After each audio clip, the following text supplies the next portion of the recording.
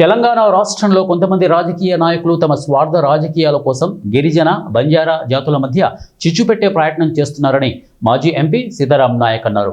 ఈ మేరకు బంజారా ప్రతినిధులు తెలంగాణ రాష్ట్ర బీజేపీ అధ్యక్షులు ఎన్ రామచంద్రరావును తార్నాకలోని ఆయన నివాసంలో కలిసి వినతిపత్రం అందజేశారు. ఈ సందర్భంగా సీతారాం నాయక్ మాట్లాడుతూ 1956, 1976లో చేసిన చట్టం ప్రకారం బంజారాలను ఎస్టీ జాబితాలో చేర్చడం జరిగింది అన్నారు. తెలంగాణ రాష్ట్రంలో కాంగ్రెస్ పార్టీకి చెందిన కొంతమంది నాయకులు ఇటీవల బంజారాల పట్ల వివక్ష చూపించడం జరుగుతుందని, ఇది ఎంతవరకు సమంజసమని ప్రశ్నించారు. ఇప్పటికైనా కేంద్ర రాష్ట్ర ప్రభుత్వాలు గిరిజన బంజారాల సమస్యను జటిలం చేయకుండా సమస్యను పరిష్కరించే విధంగా చర్యలు తీసుకోవాలని కోరారు. ఇంకొక దగ్గర వేరు వేరు పేరుతో పిలువబడుతున్నారు.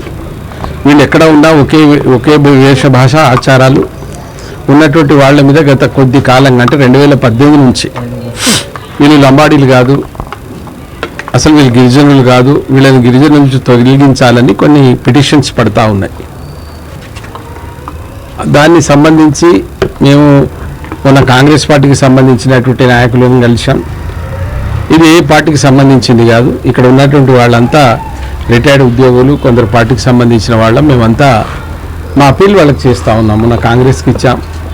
ఇవాళ గౌరవ తెలంగాణ రాష్ట్ర భారతీయ జనతా పార్టీ అధ్యక్షులు రామచంద్రరావు గారిని కలిసి మా నివేదిక ఇచ్చాం. నివేదిక ఏంటిదంటే, ఈ దేశంలో 1956లోనే గిరిజనులుగా గుర్తించబడ్డటువంటి లంబాడి సుగాలీలను ఆంధ్రలో గుర్తించబడితే 1976లో తెలంగాణలో గుర్తించబడ్డారు.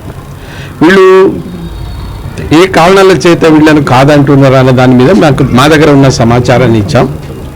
కానీ నేను ప్రభుత్వాన్ని కోరేది ఏంటంటే, 1కి 4 సార్లు యాక్ట్ అయినటువంటిది, 1కి 4 సార్లు సుగాలీలు, లంబాడీలు, బంజారాలు ఎస్టీల జాబితాలో చేర్చారు. ఒకటి 1956, రెండవది 1976, మూడవది 2003,